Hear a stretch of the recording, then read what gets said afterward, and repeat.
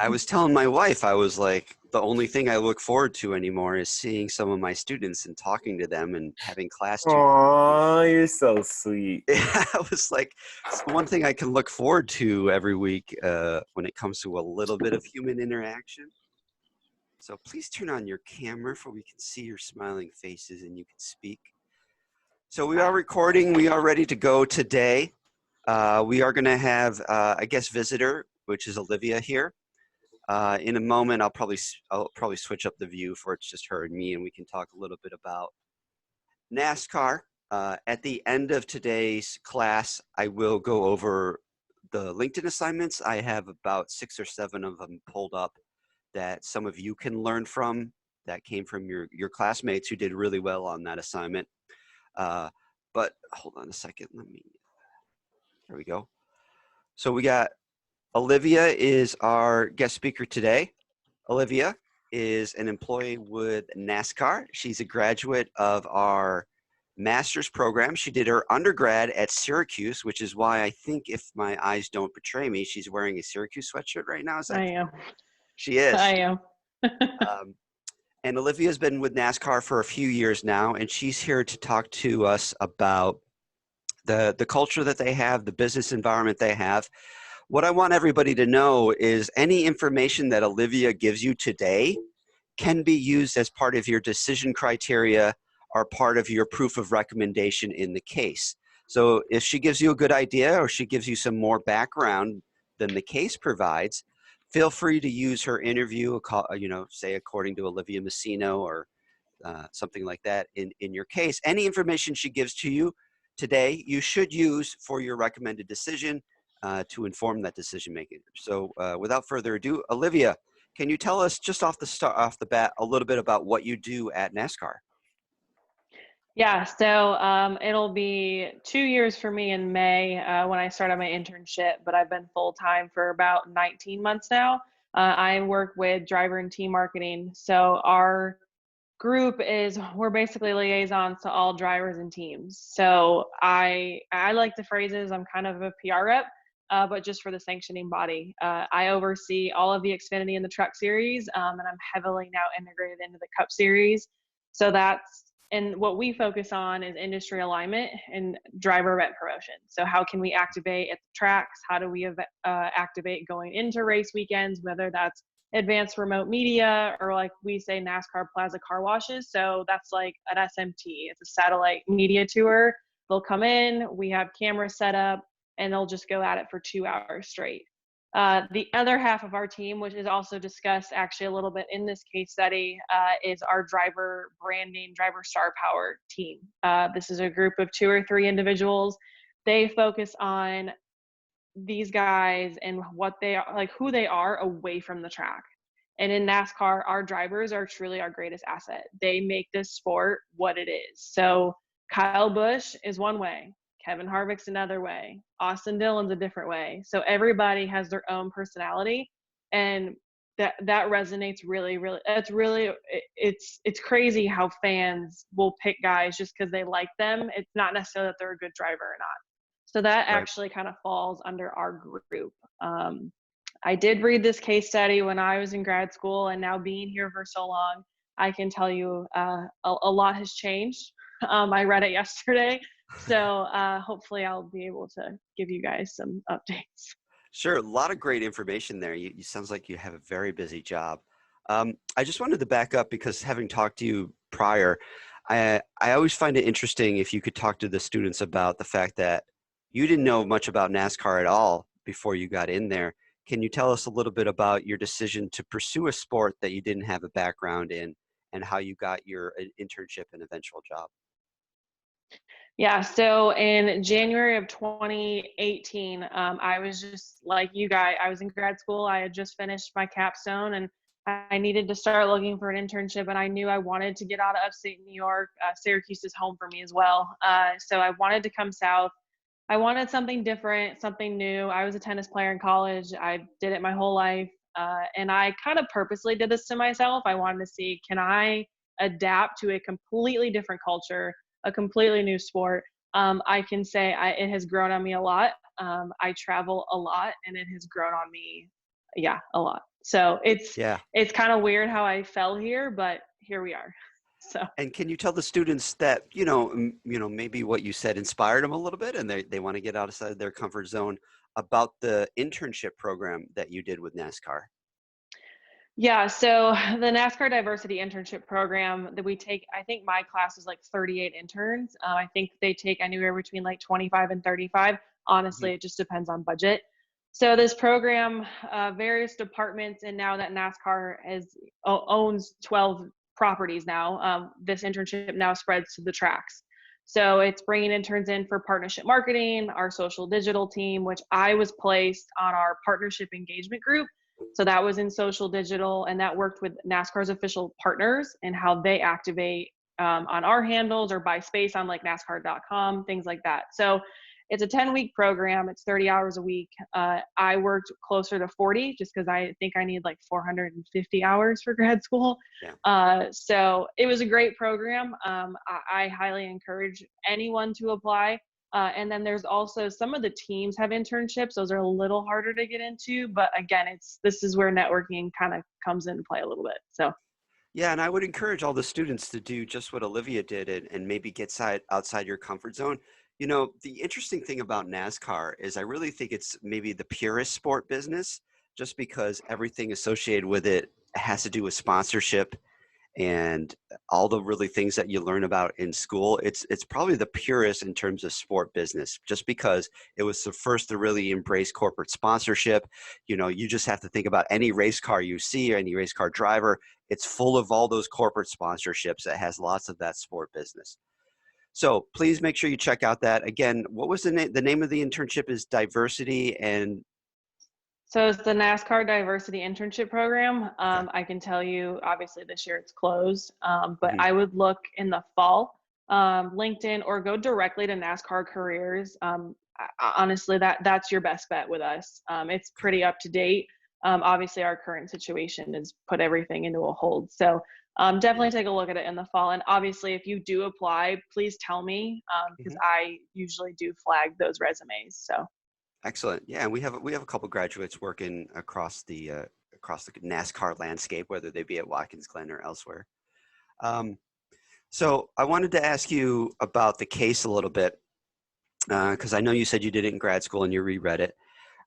Just general impressions. What about NASCAR now has changed the most since that case was published in about this time 5 years ago? I think the biggest thing now is NASCAR. So the NASCAR teams and drivers and tracks are all separate. So there was ISC, there's SMI. NASCAR has now bought, which I have to phrase it this way. We have now bought ISC. So they Hmm. are now NASCAR owned properties. So that is a huge thing that we've just done. We're trying to consolidate a little bit. So that was a huge step for us to integrate with the Kennedy family. Right. So that is one of the biggest things. The SMI, so the Smith family, those are like Bristol Motor Speedway, Charlotte, Texas, Las Vegas. They are still separate. They are also now a private company. We have a great relationship with them. I've been able to go to many of their tracks. They're wonderful places. So that's definitely one of the bigger things. Another thing that stood out was we don't work with Taylor anymore. Yeah. We brought social, digital, and comms. Everything is in house. I want to say it's been at least since 17 since we did it. It could be a little longer. Don't quote me on that, but that is now all in house.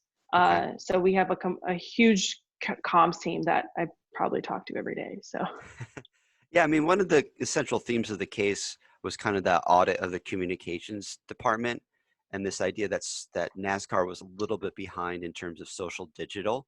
Do you still see that, or do you think they have caught up or even are trendsetters in terms of their social digital reach? So this kind of falls under our group as well, that driver star power group, in that you got a lot of old school mentalities here still. You Still, get wow, some okay. of our you still get some of our older drivers that are like, we just don't know what to do with it. So we've had to really push them and say, this social digital is huge. These numbers are huge. And I don't know if there's a document floating around right now that NASCAR, we are like we're the most active on social right now, our Oh, wow. guys, which is a very refreshing thing to see. we've definitely increased in terms of where we fall in the social digital space. And same with our ratings too. We go weekends where we're number one a lot. And then it's always interesting to see how it falls when you get into like NFL season, because it's, you're starting to really compete with your your power leagues essentially. So. Yeah, absolutely. One of the other themes with the case that I wanted an update on is kind of the demographics of the NASCAR fan. So the case talked about how when they did this audit, 5-10 years ago, the demographics were aging. They wanted to reach more young people. They wanted to reach more Hispanics. How do you see that playing out right now in NASCAR in 2020? So right now, obviously white male is our predominant demographic. That's just a known fact. So in the Hispanic space, we have our growth segments group, and we have a few individuals who work very closely with like Daniel Suarez. He is a huge asset for us in terms of the Hispanic world. We have an individual on our comms team who is bilingual in Spanish and English. So she does a lot of our Spanish and like Hispanic outreach. So we've been able to really push that. Another part of the demographic too, I wrote down a few things. So youth, this is a market, a target demographic we want to increase. So the youth, when I say youth, I mean like little kids, like under, 15, 18, not us, like college kids. So we have an app called Acceleration Nation. So on this app, kids can click on cars and there's puzzles and there's just like quick little rundowns of what what you can learn. We do a lot of youth ticket packages at the tracks. We have drivers help promote those. I get integrated into those a little bit. So we're trying, again, there's certain things we're trying to make more youth focused. I would say one of our biggest things, Barstool. I am a huge fan that we have tapped into Barstool. Yes, I'm sure there's a little bit of controversy with it at times, but there are people I know who are fans of Barstool who now watch NASCAR because of Dave Portnoy. So thank you, Dave Portnoy. I think what's great is it's creating conversation for us, and that's what we want. You want people to talk about your sport. Someone like Kyle Busch, that guy causes a lot of conflict sometimes, but he creates conversation. Like he will go back at it with fans on Twitter, and it can be negative, it's positive, but again, it's like people are still talking about NASCAR. So those are kind of the demographic areas we started to really expand into. Even since I showed up here 2 years ago, it's changed. And we also do a lot of STEM initiatives, like in schools. I'll set up a driver to go to like an elementary school and they'll talk about race cars and, just the basics, why they do this or why you do that, how they go fast. So we do put a lot of guys in those situations as well. That's really interesting. A lot of that grassroots marketing to kind of, attract the youth or like you said, the under 15 demographic of being actually sent, the drivers, like you said, are perhaps your best asset, and to get them in the schools. That's a fantastic idea, and definitely something the students could try to, something the students could try to build off. Two really interesting points you brought up there. One, a lot of the students that don't follow NASCAR, they probably still know that name, Kyle Busch. And it's interesting, like you said, that's a good thing for NASCAR that the driver. It's like you may not be a baseball fan, but people know the name Mike Trout or Bryce Harper. That's like a good thing for the brand. It's interesting you brought up Dave Portnoy. He's been doing like these unboxing things on his Instagram. I was watching it for like half an hour last night, and there's like 70,000 people watching him just incredible open boxes. I was like, this is where we are in society right now, that I'm watching this random guy open boxes on social media. But I wanted to ask you about, if you had a magic wand right now and you were able to change some things about NASCAR, what would you change? So because I oversee a lot of the Xfinity and the Truck Series, I admit I get a little biased with this sometimes. So to me, I'd like to spread a little more love down the pipeline. Okay. We have 3 national series. Our Cup Series is our bread and butter. It's incredible. But I think there's a lot of appetite at that Xfinity and truck level to develop them even more at these younger ages or these younger levels. we have done that. We have certain programs in place, but what it ultimately comes down to is bandwidth. We are a very lean company right now, just with structural changes. And I'm sure in the coming months, once this whole Corona thing subsides and, we're back to normal, my workload's going to change just because we've lost people. So, I think if anything, I'd just be trying to spread the love a little more. And also reminding people too that, okay, I have 5 guys in Xfinity that I'd love to use every week, but I got like 5 people like chomping at the bit for some attention. So there's pros and cons to everything. It's also taking risk. These guys who aren't as exposed to media all the time, how are you going to be? So again, I think bandwidth's a huge thing for us though. Can you explain very briefly, because some they may not understand this, and the case didn't touch on it that much, the 3 different levels and how a race weekend works. So I know I apologize for the double barrel question, but no, it's okay. You got the three levels of the Cup Series. Is it the Xfinity Series now? And then the truck series, which is sponsored by who? Gander RV and Outdoors. Okay. Camping Can you explain the rebranded difference it, between those 3 series and then how they kind of come together on a race weekend? Yep. So I'll kind of walk you through a race weekend. So when I was in Las Vegas in February, I showed up on Thursday afternoon. Everyone kind of shows up Friday. So trucks, literally, it's a pickup truck. They're literally racing like mini pickup trucks. So the truck series they do not race 36 weekends. I think it's between like 20 and I think it's like 25. So they race always on Friday nights, like between 7:00 and like 9:30 start times. Friday nights, right? Yep, just Friday nights. You'll get an occasional like Eldora's like a Wednesday night. You'll get a random one on a Saturday, but they are mainly Friday nights. They're only broadcasted on FS1 the entire season. The reason they don't race all season is it just comes down to funding. Truck teams, you don't need as much money to fund, but I think you still need, I think it's at least $3 million for a season, possibly more. Money makes things go round here, literally. So that's how the truck series unfolds. They only practice once or twice on Fridays, and then they'll have qualifying, like I think it's 2 hours before race time, and then you go into drivers meetings. So that's just like your briefing of what you can and can't do, how pit road works, all those things. So trucks are literally a 1-day show. Xfinity will also usually show up on Friday afternoon and have 2 practice sessions, and then they qualify Saturday before they race on Saturday. So again, Xfinity probably races, I think, around 30 times. Again, they're not the full season. Again, it goes down to funding. Xfinity, how would you classify it? Is it a minor league? Is it like AAA? Is it okay? That's literally how I would explain that's how I explain all of this. So that is perfect. Yeah, it's basically like a minor league.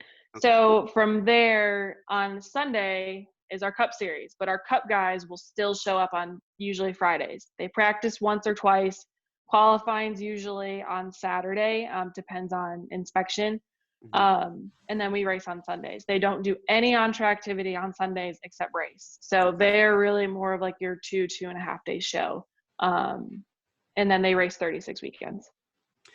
And then since you go to a lot of these races, I wanted to ask you about, what's the fan experience like? How many people come for all 3 of those races or all weekend? And then, what's the fan experience like at the track? Because again, that was one of the themes of the case, was trying to improve that fan engagement experience when you're actually at those races. Yep. So this kind of falls in my group a little bit too, and I overlap with another group, our event marketing group.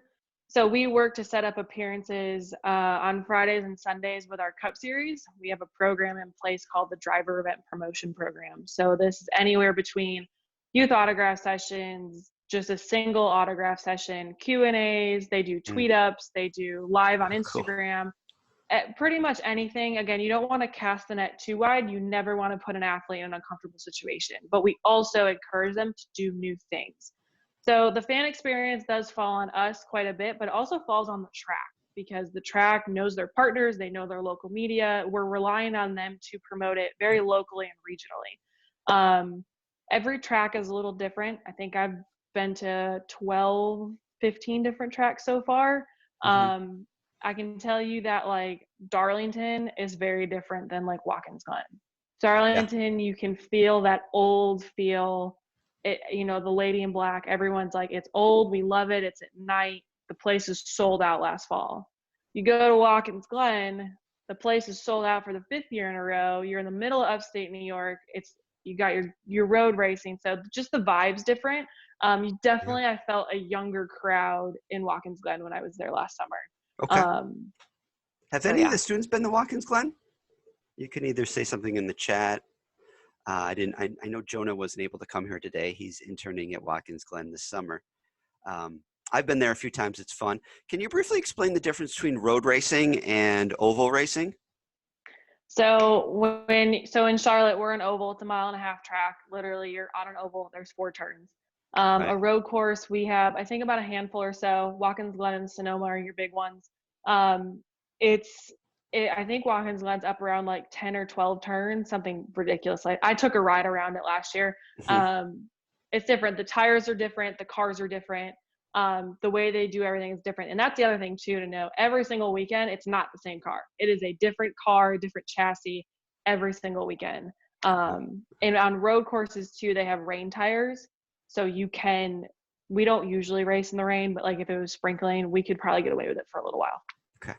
Yeah, I mean, that's an important distinction to make. I've had some good recommendations in the past about different ideas about the road course versus the oval course. What do you think fans do fans have a preference in your experience because I've always heard that people prefer the road courses because it's more technical driving. Is that been your experience?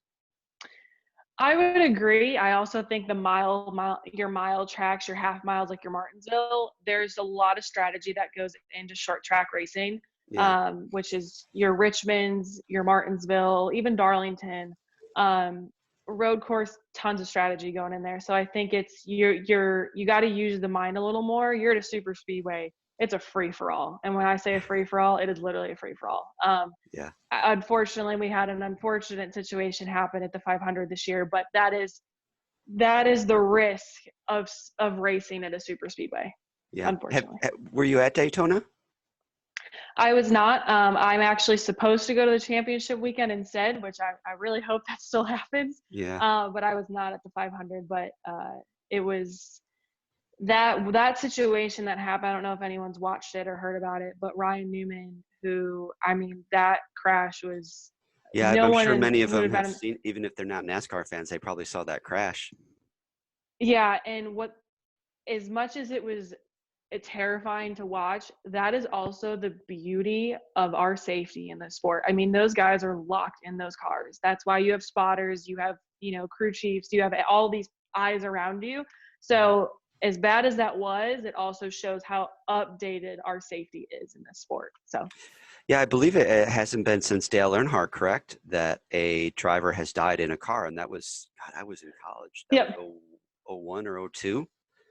Yeah, Kyle Busch had a bad one too. The firewall, I think, came in on him, and when he broke his legs. But I think if it was like 1 more inch or something crazy, he would have lost. He would not have been in a car again. So again, it goes down to safety, and we have a whole research and development team who literally devotes their lives to all these things. So. Yeah, there's a bunch of great documentaries out there about the Dale Earnhardt crash too that I would encourage students to watch. You know, when he died, that was kind of like.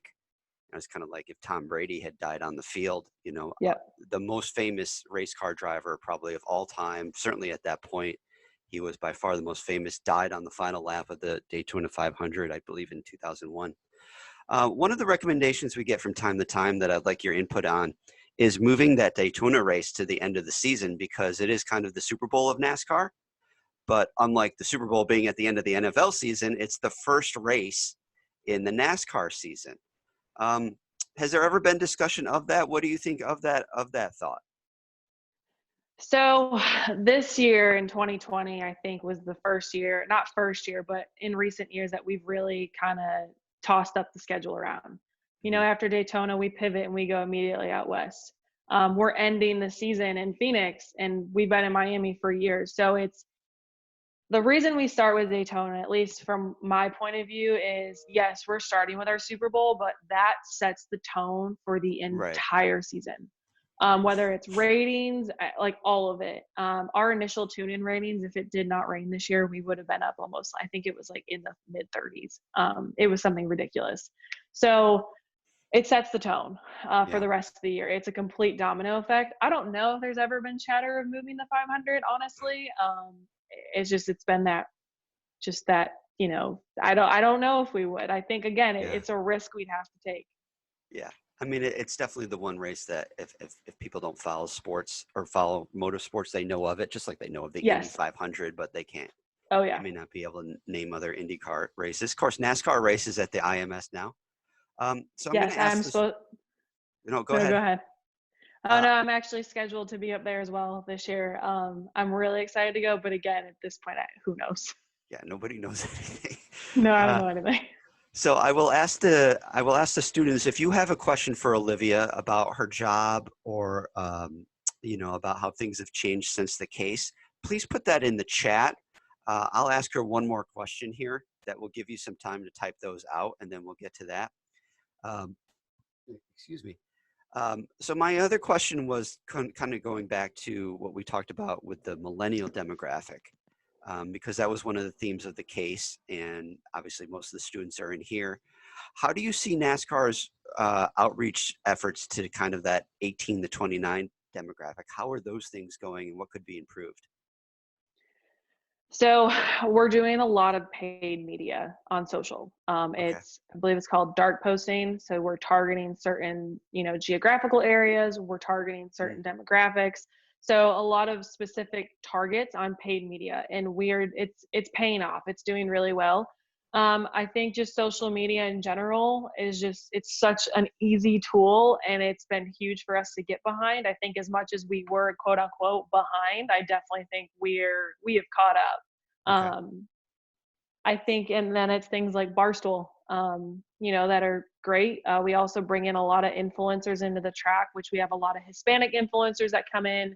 So in that growth segments group that I mentioned earlier, they do a lot of work in bringing in influencers as well. Okay. Isaac did have a question here. Do you know how the teams make money from television revenue? Do you know much about that? I don't. That's a great Okay. question, but I think that is solely our revenue. Um, Yeah. their main income is their sponsors. So like Joe Right. Gibbs Racing, that place is built on sponsorship and partners. So, Mars, FedEx, that's what's paying the bills. That's what's keeping the lights on. Right. Places like Penske, a little different. He has IndyCar, there's IMSA, there's Stock Car. He also has a business. So there's a little more, especially in times like these, there's a little more to fall on, just because we really heavily rely on our partners. I mean, they literally cut my paycheck. So Right. So, well, how does the modern revenue structure work for NASCAR itself? Is it making money? It's making money from its TV rights, correct? Um, the ticket revenue, do you know how that works, or how that's modernly distributed right now? So I think with ISC, I could see it changing just because it's under us, but ultimately that ticket revenue, that's the track's money. Yeah. That's their biggest source of income. NASCAR's biggest source of income is our partners, which I'll go into this a little bit too. Our partnership model has changed. So we're not the Monster Energy NASCAR Cup Series anymore. We're not the Sprint Cup Series. We are just the NASCAR Cup Series. Right. So we have a tiered structure now. So we have 4 premier partners. It's Coke, Xfinity, Geico, and I can't think of the last, Busch Beer, excuse me. So those 4, they get primary signage, whether it's Victory Lane, whether it's on the websites, everywhere. And then underneath that, there's like your secondary and your third who they're giving a lot of money, but not what those premier level partners are giving. And that too, it's kind of spreading that revenue across a little bit more evenly versus just that one entitlement sponsor for the Cup Series. Okay. Yeah, I'm glad you brought that up, because on Tuesday's class, I kept calling it the Monster Cup Series, and then afterwards I realized they didn't re-up with them for 2020, so they're just the Cup Series now. Yeah, exactly. We had a couple other questions come up here. So in the case, it talked about that they had a media contract with Turner, and that NASCAR didn't control their own digital media, and that changed that's changed, correct? Yep, it's all in-house now. Okay. I should say this, there's some departments that work with agencies. So like our brand marketing team, who does like all of our TV spots, they work with agencies. Like we do have some, but not like that at all. Okay. Like we work with VaynerMedia on a lot of our social digital stuff, and just like how we, again, just, helping us position certain things, but nothing like, Turner once was. Yeah, I just wanted to pull up again. This is what I love about NASCAR because it's just like such pure sport business. So here are those premier partners that you mentioned. They have the official beer, official fan refreshment. I always love Bush. Yes, I always love pulling this up too because NASCAR does such a great job of making it so specific. Like you got your official vodka here, which is Dixie vodka. You have your official daily fantasy sports game. I don't know if that means they also have just official fantasy. Cheetos used to be the official cheese-filled snack of NASCAR. So sometimes you get like that level of specificity that you don't get in other places. You got your official online booking partner, your official energy drink, your official aviation, official grill. Again, some of these get really specific. Your official vehicle illumination lights. So again, when you talk sport business and you talk the sponsors, these things are so important for the survival of NASCAR. And again, official moonshine. I can't miss that. The official moonshine of NASCAR is Sugarland's. Is that Sugarland's Shine? Yeah, it's based out of, I believe, Nashville, Tennessee. They have been great. They're always very eager to activate. It's good moonshine. I do have some. So, I do have some. Yeah, but what's interesting is they create these different categories because normally you may see only one, like the NFL may only have one alcohol provider. But we saw Bush here, but they create a different category called moonshine, so they can have an official moonshine provider. They create these different categories in order to pick up more sponsors. Let me go back to our questions here because I know we had a couple more. So do you know what the modern market revenue split is? Because in the case, it talked about how it was 65, 25, 10, which I believe was NASCAR, the tracks, and then the drivers. Yeah, honestly, I'll be completely transparent. That is probably way above my pay grade to know those answers for you guys. It's more than likely changed a little bit just with now our ownership with ISC and just the way our partnership structures change. And also there's a lot of money in that broadcast. Again, that's where a lot of revenue is coming from. So I'm sure it's changed. I just don't have those answers. And the current media contract is with Fox and NBC, correct? Yes. Okay. Do you know how NASCAR merch has impacted the revenue stream and how much of a focus that is for NASCAR? Oops, sorry guys. That's okay. Repeat that for me one more time. Yeah. Do you know how much, how important is merchandise or merchandising to NASCAR and how's that impacted revenue streams for the company? So this goes through NASCAR licensing. We work with Fanatics pretty closely. We work with those kind of like outside distributors a little bit. I don't know how big it is. I can tell you it's definitely grown. Fans love saying they have merchandise from a driver or NASCAR, especially when it gets signed. So it's definitely growing. Again, I think this goes back to, I don't want to say we were behind, but I think this goes back to like, it's a space we're trying to push.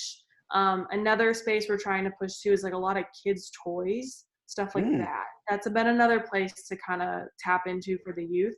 What about a video game?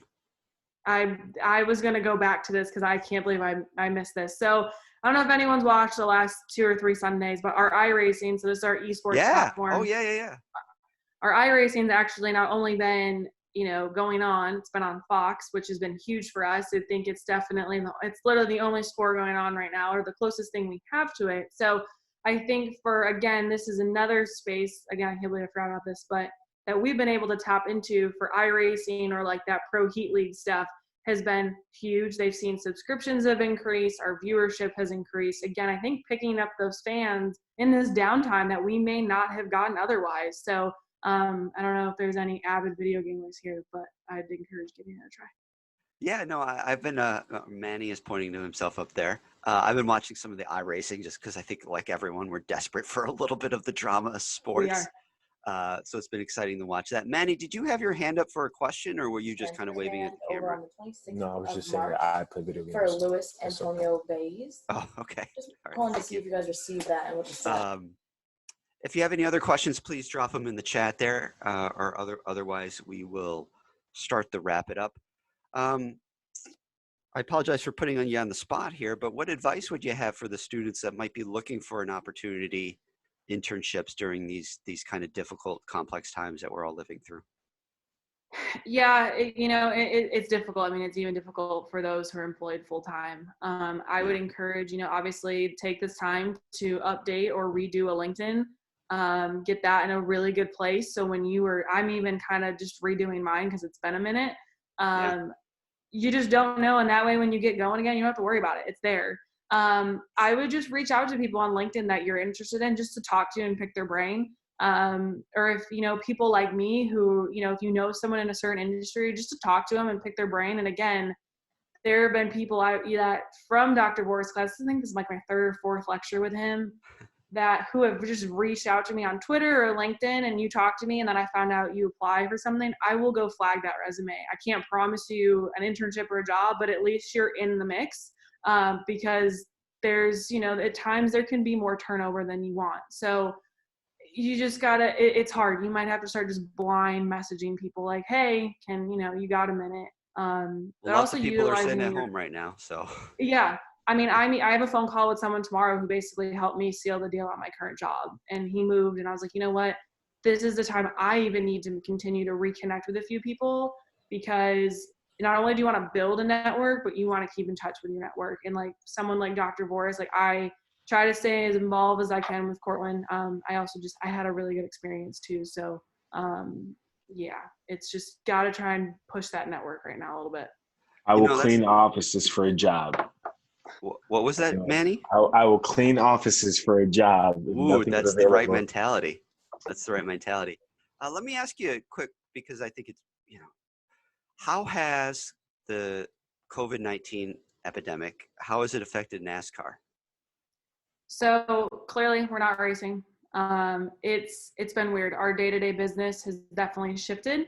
I think a lot of our focus has been on the iRacing, which has been great. It's been an area for so many people to get involved that may not have otherwise. That is a very small team at iRacing, which also is completely separate from us.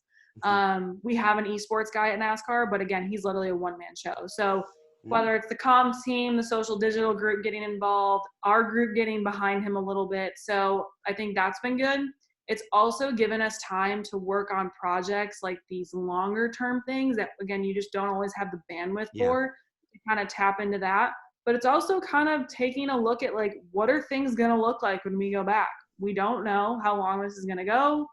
So it's coming up with multiple these plan of attacks eventually, and which one are we going to use or maybe not use. So Christian actually had a question about that. Do you think it's going to be possible for NASCAR events to continue, considering that, the cars to keep the drivers apart? Obviously, you couldn't have fans in the stands, but may it be possible that NASCAR could return sooner than some other sports? I think we're lucky in a way that there's no contact sport. You're in a car, everyone's away from each other. It's very easy. We could limit bodies in the garage down to your pit crew and your driver and like maybe a couple people from the team, and that's it. You leave it at that. Like someone like me, I'm not considered essential personnel, even though I still go to like 15 races. So our group could easily say we're going to step away. So I think in terms of that, I think we're lucky with no contact. We're also in open air. But again, it's all about, we'd have to, I think, probably minimize bodies. So I like to think we're back sooner rather than later, but don't know. I'm just going to pull up your Twitter quickly here and your LinkedIn, because I know you mentioned that you would love to hear some feedback from the students about NASCAR. That's correct? Yeah. So one thing I'm going to kind of challenge everybody here to do, either connect with me on, I encourage both my Twitter and my LinkedIn. Shoot me a message. I would love to hear from you guys how you think NASCAR can evolve. Are there things that we could be doing differently? Are there things that we're doing now that we could capitalize on even more? So over the next week or so, I'd love to hear from you guys. And just, again, this is perfect downtime for me to kind of see what other people out there, we're a very open company. We're very open to hear new things, just because with the way, things are, evolving quite a bit. So, again, connect with me on both or one or the other. And I would just love to hear your thoughts about it as well. Yeah, so there is Olivia's Twitter account. She's got the perfect header there with the NASCAR header there.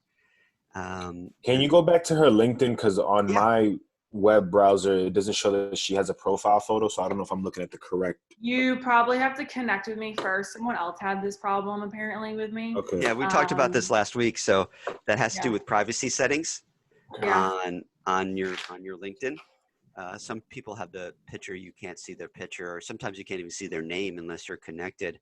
But it's Messineo, Messineo. You can see it right there, or go back and look at the video later and pause it.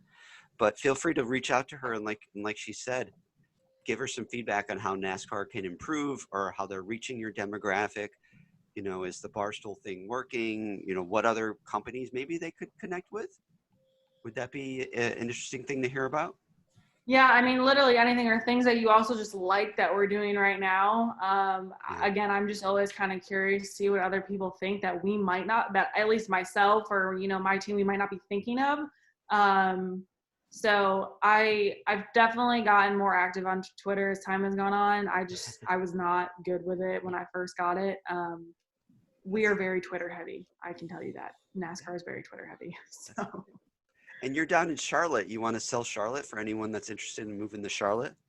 Yeah, I've always actually wanted to live down here. So I am very blessed that I landed in my dream city. It's a great city. It's very young, very transplant. I've met maybe no more than like 10, 12 people from Charlotte. My whole team, we're all from different places, including like Iowa, California, middle of nowhere, Georgia. I mean, like literally everywhere. So. Yeah, so Charlotte is the home base for NASCAR. A lot of the teams are down there too, right? Or at least in the North Carolina area? Yep. So actually, Daytona is our main headquarters, Oh, but the okay. teams are all located in Charlotte and around the Charlotte area. I'd say anywhere between 20 minutes or 90 minutes from our corporate office in Uptown Charlotte.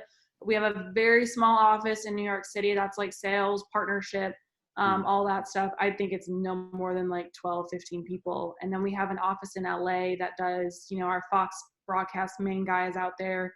And that's where you see like the entertainment side of things come in. You know, Rita Wilson's singing the national anthem last weekend, Cole Swindell. We had, you know, stuff in Nashville for our award banquet. So they do all those celebrity type oriented things. So. Okay.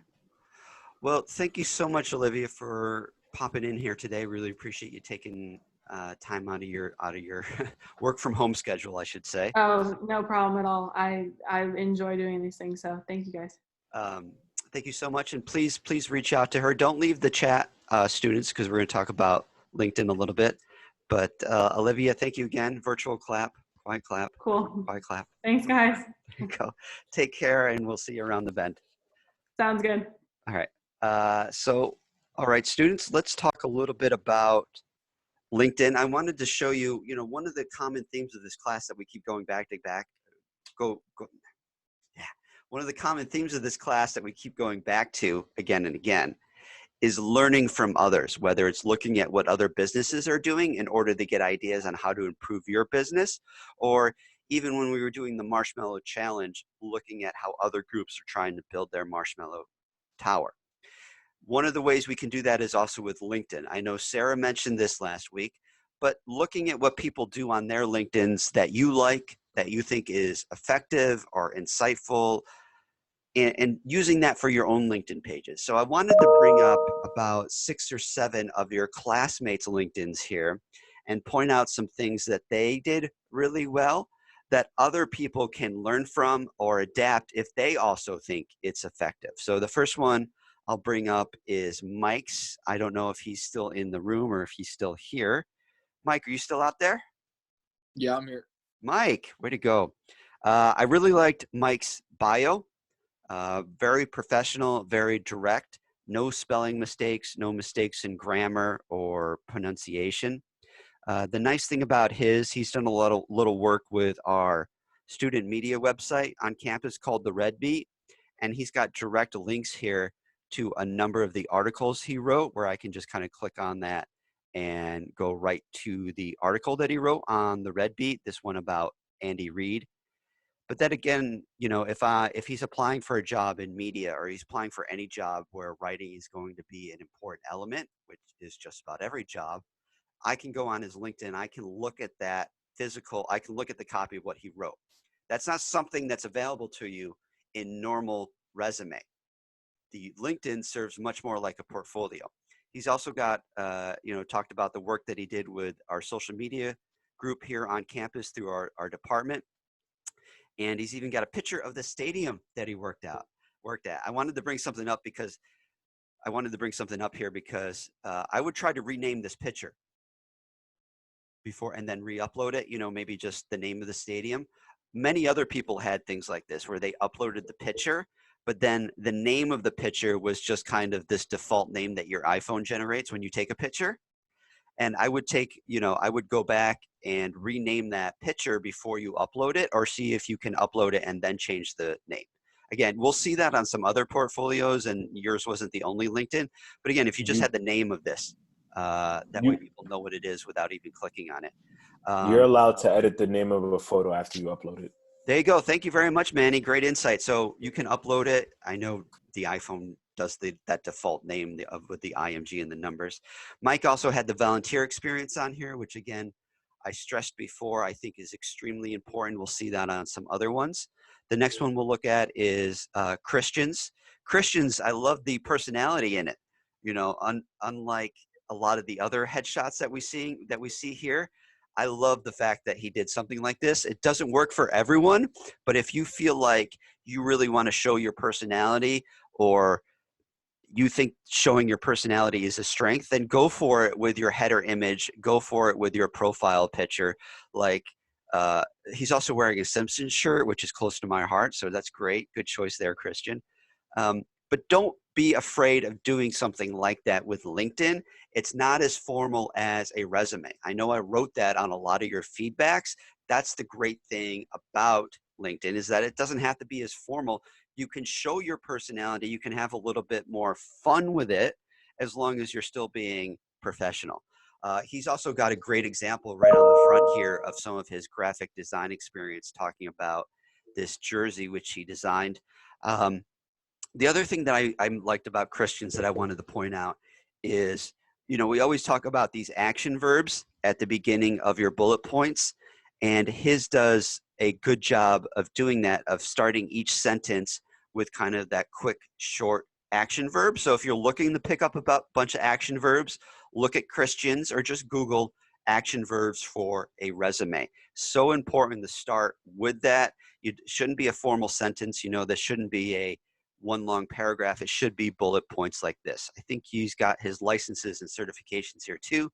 That's why another reason why I wanted to pull up here I know many of you probably have these either from my social media class, if you have the Brand Watch one, I should say, or you have Twitter Flight School. I know a bunch of you mentioned that you did that in Professor Dodd's marketing class. Another one I wanted to bring up here was Carrie's. Carrie's got a little personality in her photo here too, with the bridge in London, whose name escapes me. What's the name of that bridge, Carrie? Is she there? Tower Bridge. What? Tower Bridge? Tower Bridge, No. yes. Yeah. I should know that. It's very, very famous. It's not like the Golden Gate Bridge in San Francisco. But again, good personality there. I liked the approach that she took in the About section, if you want to take a look at that. Again, good examples here too of something that she's done that's important to her, changing the narrative, women in sports. Again, she had good action verbs here too, very short, direct bullet points. So nice job, Carrie. And again, volunteer experience was on there.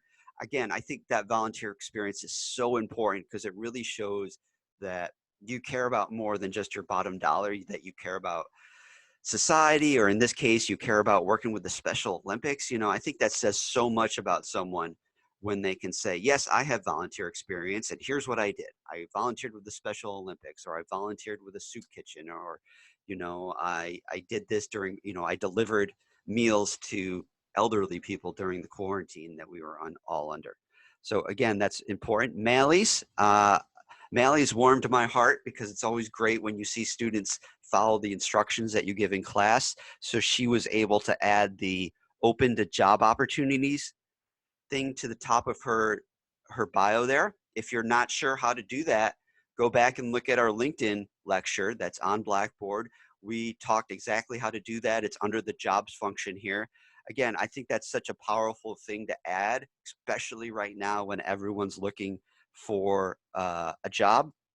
She also had the 3 bullet points: good action verbs, good use of that. Volunteer experiences under there from when she was with the Roadrunners. It was 2 years ago? Yeah, it was 2 years ago when she was with us in New York City. Cameron's was really nice too. A couple things about Cameron. He had a bunch of examples of work he's done. So I think Cameron, were you at the last 2 marathons? You there? Oh no, he was just at the marathon this year. But you know, he's not going to let anyone say that he didn't spend time on LinkedIn. He's not going to let anyone have any question about the work that he did. So he spent a lot of time explaining the work he did for even Monroe County Community College here, for the work that he did with the New York City Marathon. You know, that's just a 3-day event, but you do a lot of work, and he really made that clear, explaining that in his volunteer staff down here. Again, I also like how much work he's done. I think you told me that you haven't started this job, right? So you weren't sure what to write. And hopefully we have a baseball season this year, and that can be filled in over the coming months, right? Yep. But again, the featured material here at the top is great. Pictures of things that he's done, things along those lines. So great job, Cameron. A couple more and we'll wrap up here. Griffin had a fantastic quote in the beginning, so at the top of your header image. So if you're struggling, what do I put in my header image? I would find kind of one of these generic quote machines that are out there that will create a graphic about a quote and put that in the top of your header image. Again, that can speak a lot to your strengths. It can speak to your personality. Really lets me know a lot about someone. It really lets me know a lot about someone based on who they choose for that quote. You know, is it a Tim Ferriss? Is it a Gary Vee? Is it Billie Jean King? Is it Martin Luther King Jr.? You know, letting that say something about who you are is an important element. He's also got letters of recommendation. I think his was the only one who I saw that. That's a really nice place. So if you have those letters, or if you left a previous job and you asked for a letter of recommendation, which you should almost always do, especially if you think you did really well, he's got them uploaded right there. Again, this is a good example of doing more with your LinkedIn than just reprinting your resume. I know I said that comment on a number of assignments. Your LinkedIn should not be just reprinting your resume. That's not what the LinkedIn is for. You know, if you wanted to put your resume online, you could just make a PDF and put that out there.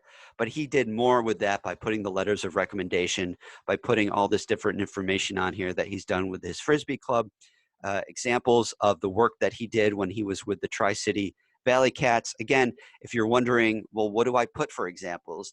Things like he has here from his work with the Tri-City Valley Cats is excellent.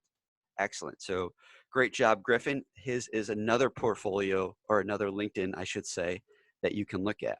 I guess it is a portfolio. That's the good thing about it. Another one here from Cayman. Again, she's got a great quote here at the top from Kobe. She's also got really good examples on her featured page here about work that she did with the 3v3 Lose the Shoes tournament in the fall. You know, just pictures or a flyer that she put together, a flyer that she designed.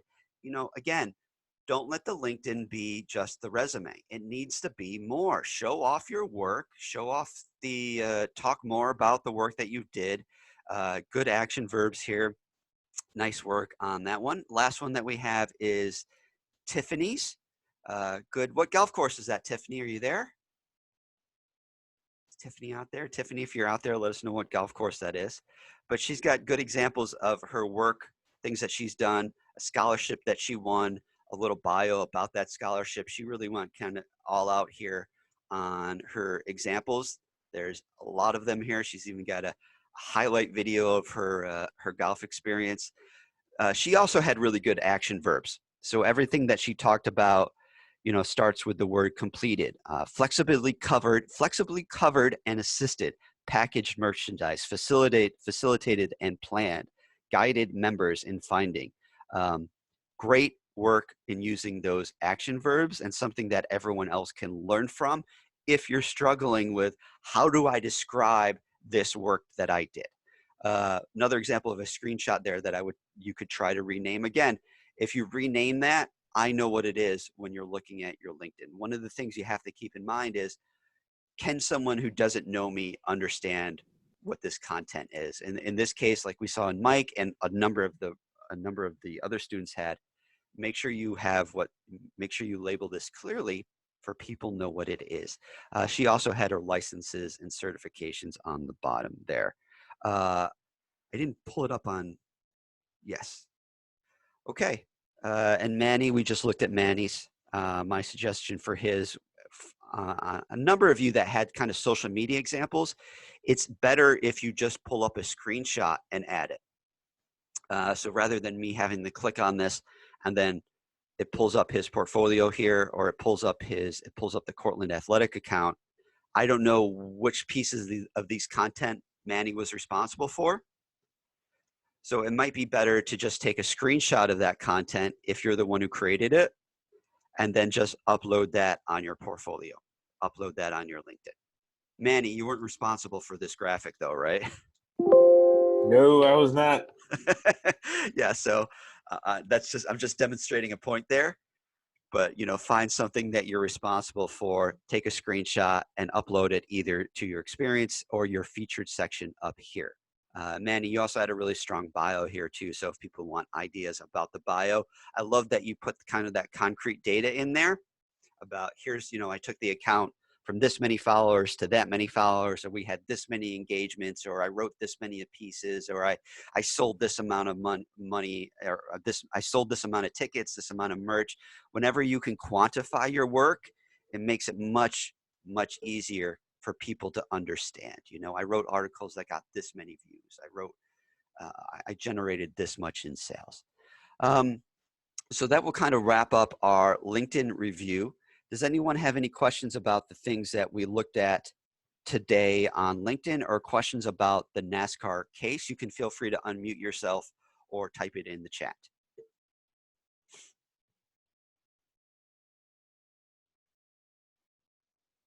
I'm going to call this the Dr. Voris waiting for questions dance, because I'm waiting for you to type out your questions. Maybe we can get some Jeopardy music to play in the background or something along those lines. Because I know not everybody has a microphone or is in a situation where they can use a microphone. What if you didn't get any feedback for? Oh, Drew, I don't know. Everyone should have gotten free feedback.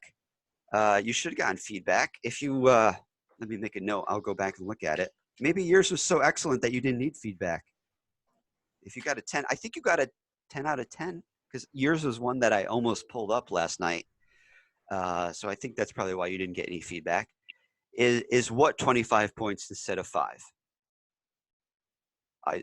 Somebody had a question. Can you just clarify what you mean by 25? Oh. Yes, type out your questions if you're typing them out. Thank you, Manny, my hype man over there. No problem. Yes, the quiz was 25 points. Yeah, like we went over on Tuesday, the quiz is 25 points, 15 multiple choice and true, false, and then those 10 fill in the blank questions. As of 11:40, the quiz is closed, and you should be able to go online and look at your score and look at the correct answers, look at what you got wrong. There is a way to do that on Blackboard. I can't necessarily show you. Yeah, it does. It should say it's 25 points. It is 25 points. The quiz is, but you can go and look on. Everyone did really well. It was graded a bunch of them last night, and I got to grade some this morning, so your grade should be up in a little bit. Other questions about the case or about LinkedIn, about what you are doing for next week for the NASCAR case? Don't leave yet, because I do want to talk about the plan for next week. But I want to give everyone. Matthew asked about the graduate school Zoom meeting. Yes, it was recorded. It's on my list of things to do today to get that meeting up online. I know a couple of you were there, but I did want to post it on YouTube. I think James emailed me about that also, that they wanted to watch it. So I recorded it, and I will put it up on LinkedIn today, tomorrow, sometime this weekend. Any other questions before we move on to the plan for next week? Again, if you don't have a microphone, type it out in the chat. That's perfectly fine. If If you do have a camera, turn it on. Let me know that you're doing okay. Let us see your quarantine mustache. Let us see the hair that's growing out. I'm about 3 weeks overdue here. Kobe, how you doing? I'm about 3 I'm weeks. tired, man. You're tired? Yeah, I'm good though. It's 12:45. Yeah, I like many of you, I'm sleeping in way too late. All my schedule's gone. Matthew, you're surviving. Good. Anyone else about 3 weeks overdue for a haircut? Matt, yeah. Yeah, I kind of like the long hair. You like the long hair? I don't mind it. yeah, bro. Keep the long hair going. Trust me. I was thinking of doing the buzz cut, but I'm not sure. Oh no. Yeah, I don't know. I Bald, like I it don't know. shaved. Get the baldy. Get the baldy. Yeah, I'll go full Professor Easy, Brady, easy now. or I'll go full Jonathan. We'll go full Mr. Jonathan. Clean. Yeah. So if I show up in a week or two and I have no hair, you'll know that I couldn't stand it anymore. It's terrible having long hair. I have to shower every day. It's terrible. So let's talk briefly about, what was that, Manny? I said, talk about it. The maintenance on a beard is crazy. Yeah. Crazy, bro. Crazy. Yo, Everyone's feeling that right now. Everyone's feeling it. Can't get to the It's barber. worth it, can't- though. Come on now. Corey's beard is bigger than mine, so he knows exactly what I'm talking about. It's worth it. Shampoo, condition. Thanks. So let's talk briefly about next week. So as I said in the weekly table setting email that I send out, my plan next week is for us to meet at our regular class times. So if you're in the 11:45 section, please show up at 11:45. If you're in the 2:50 section, show up at 2:50. And the plan for next Tuesday is for you and your group to talk to me about your ideas. The other reason I want to segment or put those classes apart is I want each group to experiment with that screen sharing software and what it will be like presenting on Thursday. So Thursday, the goal, again, our classes will be separate, 11:45 and 2:50. I want each group to present. I want each member of each group to say something. You don't have to dress up if you don't want to, so you can present in a t-shirt if you want. If you want to dress up, you can.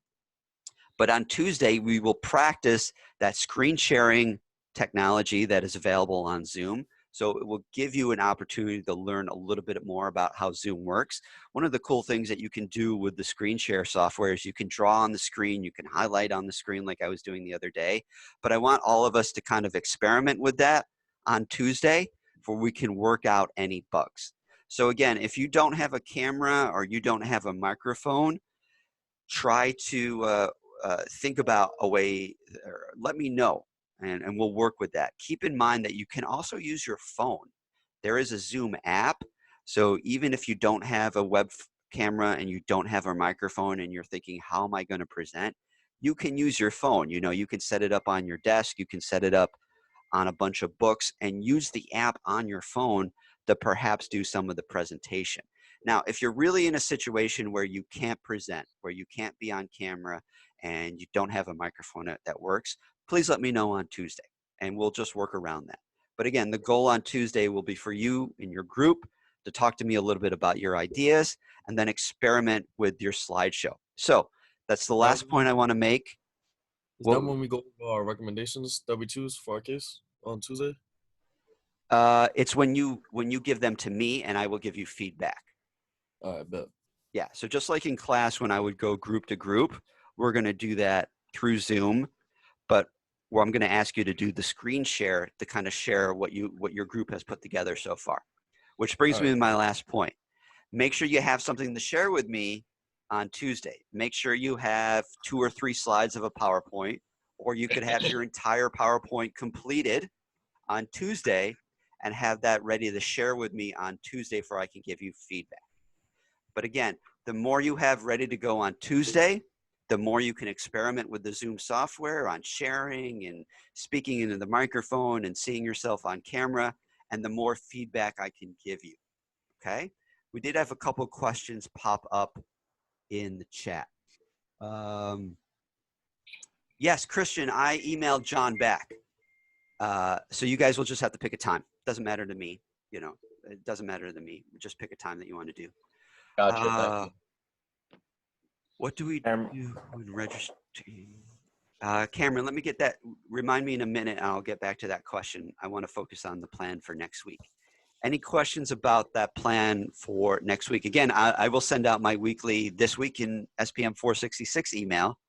But the plan next week is if you're in the 1145 section, come then. If you're in the 250 section, come then on Tuesday and Thursday. On Tuesday, we'll talk about your ideas. You'll share your PowerPoint that you've put together so far. And then on Thursday, we will have the actual presentations just like we were in class. So yes, on Thursday, you may have to shower, or you may have to comb your hair, or you may have to shave.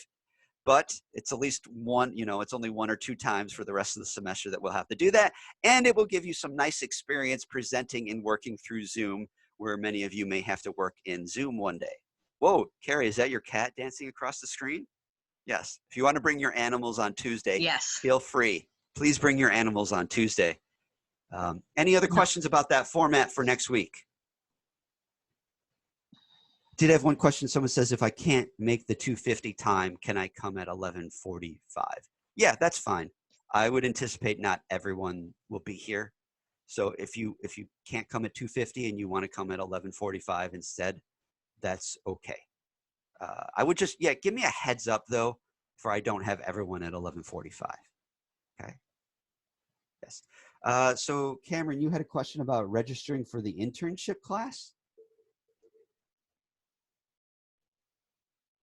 Cameron, are you there? Oh yeah, sorry. Can you be more specific about? I think you've said something either in an email or on Tuesday that you that the way we register for whatever the internship thing is, how we have to do that, like email you or something, or how that was gonna work. I'm not sure.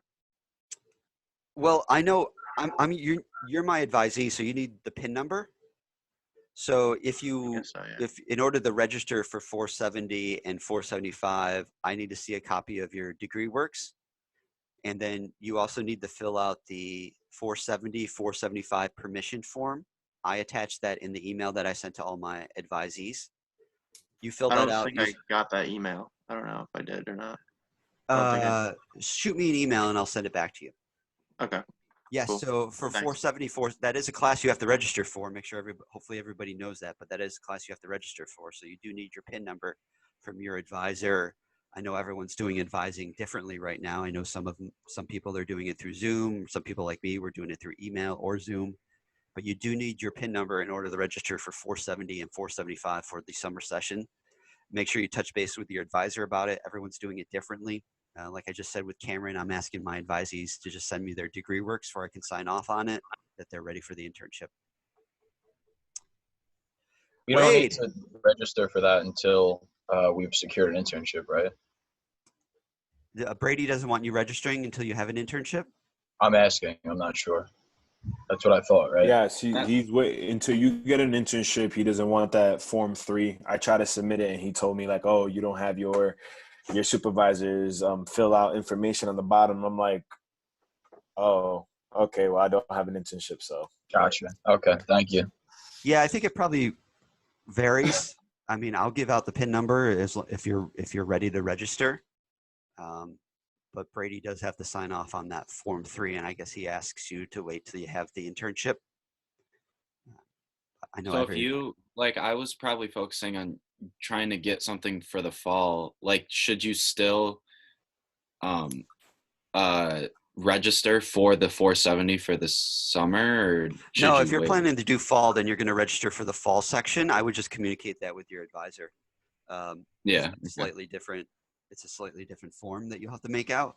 And again, every advisor, I guess, is different on this about whether or not to let you register for it ahead of time.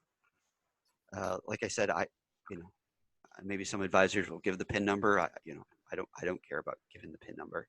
As long as I see your degree works and I know that you're ready to do the internship. Yeah. There is that GPA requirement too, keep in mind. Somebody asked a question in the chat. Does everyone understand the pass-fail option that was sent out by the school last week? What? Oh, I see lots of people nodding their heads. Okay. So I can try my best to explain this. So the pass-fail, this is a really cool thing that they're doing for you. So make sure you pay attention to this. So the school is giving you the option to take every single class this semester as pass or no credit. That means you get to see your grade at the end of the semester on May 15th or May 20th, whenever we're done. And then you have until May 30th to decide if you want to keep that grade and have it factored into your GPA, or if you just want to take it as a pass, which means the grade does not get factored into your GPA and you just get a P on your transcript. So for example, if you ended this class with a 66 or a 67, and that is about to tank your GPA, and you're going to go from a 3.2 to a 2.7, you could decide to take the class as a pass class where you just get a P on your transcript and it does not get factored into your GPA. But the really cool thing is that they're giving you until May 29th to make that decision. So you get to see your grade in every single class and then decide, I want to keep that grade and have it factored into my GPA, or I don't want it factored into my GPA and I just want to change it to a pass. And any grade over a 60, I believe, is counted at, or maybe 65, I would check the policy, is counted as a pass. Same thing if you fail the class, if you fail any class, you can take it as a no credit. So rather than getting a E on your transcript, which really takes your GPA, you change the class to a no credit, still doesn't get factored into your GPA, but you don't get credit for it, which you wouldn't get anyways for failing the class. Some teachers take a long time to release grades. What if a teacher, all grades have to be in by the Tuesday after. So I think finals week, which is a week of class this year, ends on, let me look at that. That ends on the 15th. So all grades have to be in by the 19th, which is probably how they picked that date of the 29th. So you have 10 days to decide. So every grade has to be in by May 19th. You'll see your grades. And then by the 10th, you have to decide, you have to talk to your academic advisor about it, about whether or not you want to keep that grade and have it factored into your GPA. If you don't want to keep it and don't have it factored, you change it to a pass or no credit. Does that make sense? Does anyone have questions about that? How do we set up all our classes for the pass fail? So there's a form that they released. You have to talk to your advisor about it because your advisor has to sign that form. So Cameron asked that. I know I'm Cameron's advisor. Like, if you wanted to do that, I would just send you the form, you'd fill it out, I'd sign it and send it to the right people. Okay? But again, my number one suggestion would be just to wait to see your grades. You know, if you do a lot better in a class that you think that you're not doing well in, then you can change to the pass fail. I know some of you may be on that borderline for the GPA requirement that's required for the internship. What's wrong, Manny? No, I was gonna say, don't forget today's what Yeah, is it? Don't be like me Thursday. Don't be me Thursday. I'll get to it. But I know some of you may be on the GPA kind of on the borderline there. Super important to pay, be focused right now. You want to have good grades to pull up your GPA. But also, if it does get pulled down, you just take the pass-fail option. Ariana, you had a question about the NASCAR case. Go ahead. Ariana, I'll keep doing it. Oh, you're still muted. Oh, we can't hear you. Can't hear you. Can you type it in the chat? Just go ahead and type it in the chat, and I'll do my best to answer it. Christian asked, well, I technically graduate in May if I have to wait until fall. So if you do a fall internship, you will be a December graduate. But there's no May graduation this year, so you're not really missing out on anything. I think I mentioned before that I am on the undergrad commencement committee, and we are trying to pick a date for the undergrad commencement. It's definitely not going to be anytime this summer. The earliest they're looking at is like fall break. We were looking at December dates also because everything's up in the air, and it's hard to do it. We can't do it in the middle of next semester when everyone's on campus because it would make a parking nightmare. It would make a logistics nightmare with hopefully we also have going on. Boris, we also got to take into account on the arena. It's Ben, by the way. Yeah. In the arena where they host it. If you do anything after, I believe, Labor Day, that's when the ice goes in. Yeah, that was the number one consideration that we talked about on a conference call a few weeks ago was where are we going to have it? because the ice goes in the middle of September. So it's definitely not going to be in the arena. It may be in the SLC, like where Convocation was this year. It may be in just the Park Gymnasium. But again, there's no. Oh, I'd love to have it outside, but they are so worried about the weather because they've had many disasters in the past. Okay. Is that going to then affect my financial aid if I don't technically graduate in May because it's going to take longer? That's something for the financial aid office. I would ask them. I don't know. That's outside my area of expertise. I don't think it should, unless I hope lots of people are registering for things. No. What? Because technically, I still have to register for 470 and whatever else. Yeah, I would register for it in the fall. Get the PIN number from your advisor and talk to Brady. But you might want to touch base with financial aid if you think there is going to be a financial aid issue. There was another question for the paper. I know you talked about 3 pages. Yes. So 3 pages is the maximum. Don't go over 3 pages. Don't go over 3. I mean, you can go to 3.5 if you. The NASCAR race? Yeah, for all future case studies, the written portion only has to be 3 pages. Okay. So don't feel like you have to write a lot. Your decision criteria can be a paragraph or 2. Your proof of recommendation can be a paragraph or 2. Keep it short and sweet. Be direct with your writing. Don't bury the lead, like I keep saying. Keep it pithy. Okay. And Tuesday is the draft. Yeah, Tuesday's the draft of your PowerPoint. I don't need to see a draft of the paper this time around. I'd rather see a draft of the PowerPoint this time around. Are there sections and CRNs for 470? Yes, there are. You can look those up on the class schedule. There are sections for that class, right, and CRN numbers for the fall and the summer. Can my group still join at 11:40, even if you're in 250?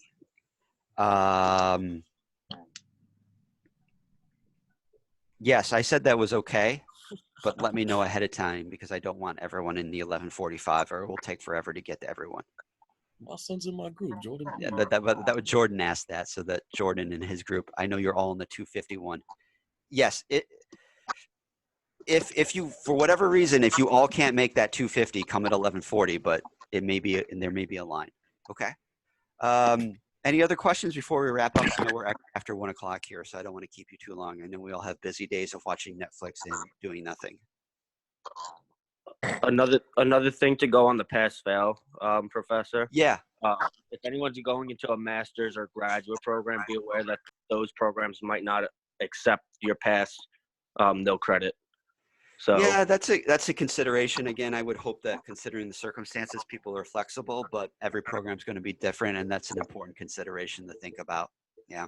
Like I said, it's also important with your GPA.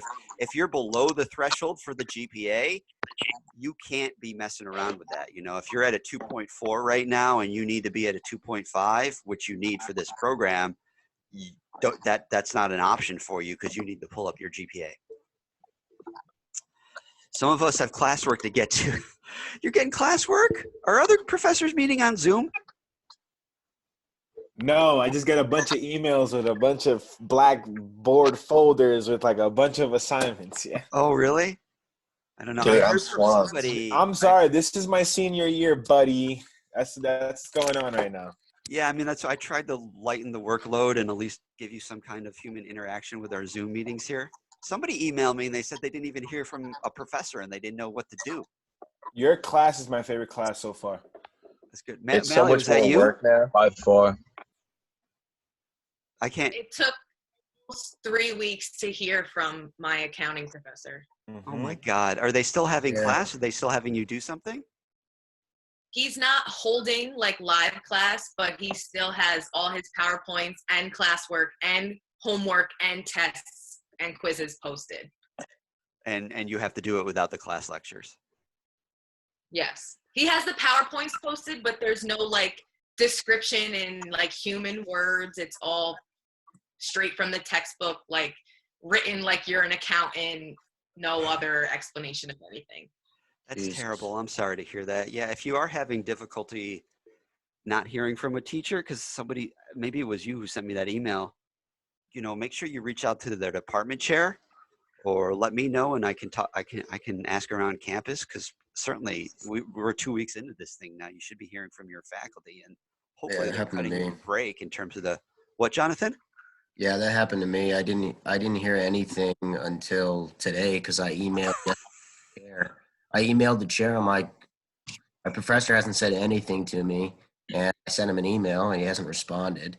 So I'm like, the chair's like, yeah, we're hoping that he's okay and that he's alive. I'm like, okay. Yeah, I mean, there I are. checked on Facebook and I checked his Facebook and he's like posting stuff. Like he posted stuff like 6 hours the other day. So he's obviously alive and can post on Facebook, but he can't like send an email to Email his. what's going on. So it's kind of annoying, but Yeah, I mean, we're 2 weeks into this thing. They gave us an extra week to prepare. Everyone had 2 weeks of spring break, so all the faculty had 2 weeks to try and think about things. I mean, hopefully yeah, the faculty members are trying to cut you a break on the workload. I hope so. He says he's got 2 days and he's going to let us know what he's going to do. So he's got an extra 2 days, I guess. What class is that, if anyone else is in there and wondering? I doubt it. It's just an elective I need. It's African Studies, hip hop culture. Oh, that's a very popular class among seniors. It's fun. I like the class. Don't get me wrong. It's just kind of left in limbo. Are any of the other sport management professors holding class?